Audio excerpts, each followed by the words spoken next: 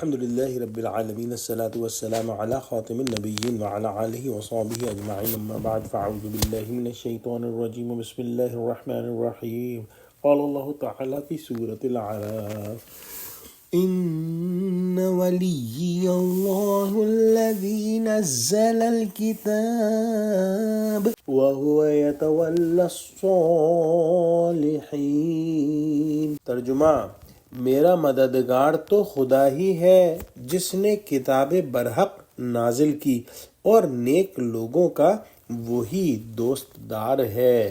پچھلی آیت کے اندر ہم نے پڑھا کہ اللہ سبحانہ و تعالی نے بتوں کے بارے میں ایک نہایت زوردار دلیل عطا فرمائی کہ جن کے صرف نام کے اعضاء ہیں اور وہ کسی کام کے نہیں، کس طرح سے وہ کسی اور کی مدد کر سکتے ہیں۔ ان لاچار اور بیکار بتوں کے مقابلے میں اللہ سبحانہ و تعالی کی ذات کا کوئی جو ہے وہ موازنہ ہی نہیں۔ اللہ سبحانہ و تعالی تو وہ ہے جو کہ ہر چیز پر قادر ہے۔ اللہ سبحانہ و تعالی تو وہ ہے جو الحی ہے، جس کی حیات کسی کی دی ہوئی نہیں بلکہ اس کی اپنی ہے، اور وہ القیوم ہے جو خود ہی اپنے بلبوتے پر قائم ہے۔ اللہ سبحانہ و تعالی ہی وہ ذات ہے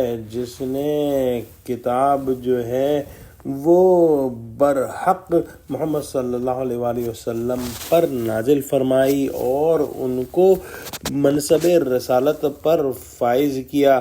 وہی ساری دنیا کے مقابلے میں محمد صلی اللہ علیہ وآلہ وسلم کی حمایت اور حفاظت کرے گا، کیونکہ اللہ سبحانہ و تعالی اپنے نیک بندوں کی حفاظت اور اعانت فرماتا ہے۔ وہی اپنے نیک بندوں کا دوست دار ہے۔ تو مشرکین مکہ کا حضور صلی اللہ علیہ وآلہ وسلم کو یہ ڈرانا کہ کہیں ایسا نہ ہو جائے کہ ہمارے بتوں کو رد کرنے کی وجہ سے آپ پر کوئی مصیبت آ جائے، بالکل بے بنیاد بات ہے، کیونکہ اللہ سبحانہ و تعالی آپ صلی اللہ علیہ وآلہ وسلم کا دوست دار ہے۔